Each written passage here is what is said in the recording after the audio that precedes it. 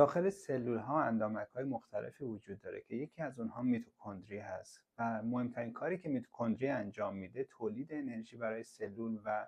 دخالت در متابولیسم بعضی از موادی هست که وارد سلول میشه. تو هر سلول بسته به اینکه میزان انرژی که استفاده میکنه چقدر هست، منظورم نوع سلول هایی که تو بدن هست، تعداد این میتوکندریا میتونه متفاوت باشه، میتونه از صدها عدد باشه تا هزاران تا 2000 تا 3000 تا، ولی به طور متوسط بین 1000 تا 2000 تا میتوکندری داخل هر سلول داریم. و جالب اینجاست که این میتوکندری ها هر کدومشون خودشون به طور مستقل داره یک دی ان ای هستن که ممکنه یک یا دو یا حتی تا 10 کپی از اون دی ان ای رو داخل خودشون جا داده باشن. این دی ان ای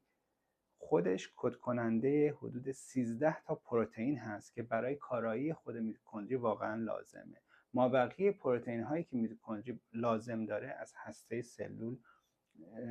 کد میشه و وارد میتوکندری میشه، چیزی حدود 1500 تا 2000 تا. زمانی که لقاح میخواد صورت بگیره، با توجه به اینکه ساختار اسپرم به این صورتی که میتوکندریا در ناحیه گردن اسپرم قرار دارن،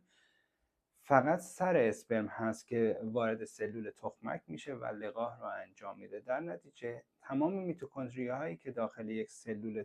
تخم و بارور شده هست میتوکندریا های مادری رو شامل میشه و هیچ میتوکندری پدری درش دخیل نخواهد بود. حالا زمانی که این میتوکندریا های مادری مشکل داشته باشه و جهشی تو دی ان ایش رخ بده، میتونه باعث یه سری از بیماری‌های میتوکندریایی بشه. یکی از اونها